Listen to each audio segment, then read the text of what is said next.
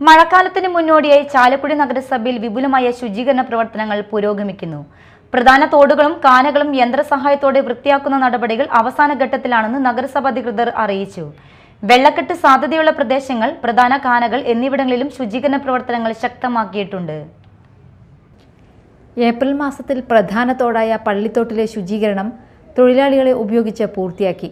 മഴ ശക്തമാകുമ്പോൾ ആദ്യം വെള്ളം കയറുന്ന കുട്ടാടംപാടത്തെ പ്രധാന തോടിന്റെ ശുചീകരണവും ഹിറ്റാച്ചി ഉപയോഗിച്ച് പൂർത്തിയാക്കിയിട്ടുണ്ട്.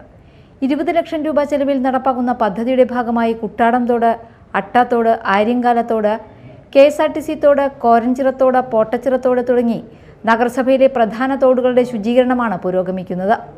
വെള്ളക്കെട്ട് സാധ്യതയുള്ള പ്രദേശങ്ങൾ, പ്രധാന കാനകൾ എന്നിവിടങ്ങളിലും ശുചീകരണ പ്രവർത്തനങ്ങൾ ശക്തമാക്കിയിട്ടുണ്ട്.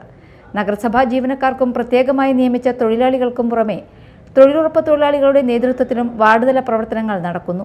37 വാർഡുകളിലായി കൗൺസിലർമാരുടെ നേതൃത്വത്തിലുള്ള ശുചിത്വ കമ്മിറ്റികൾക്ക് ശുചീകരണ പ്രവർത്തനങ്ങൾക്കായി നഗരസഭ ഫണ്ട് അനുവദിച്ചിട്ടുണ്ട്. വീടുകളിലെ കിണറുകളുടെ ക്ലോറിനേഷനായി ബ്ലീച്ചിംഗ് പൗഡർ വിതരണം പുരോഗമിക്കുകയാണ്. അതേസമയം ബസ് സ്റ്റാൻഡ്, ഫ്ലൈ ഓവറിന് കീഴ്ഭാഗം, സൗത്ത് ജംഗ്ഷൻ എന്നിവിടങ്ങളിൽ 60ഓളം തൊഴിലാളികളെയും യന്ത്രങ്ങളെയും ഉപയോഗിച്ച് പ്രത്യേക മാസ് ക്ലീനിംഗ് പ്രവർത്തനവും നഗരസഭ നടത്തി.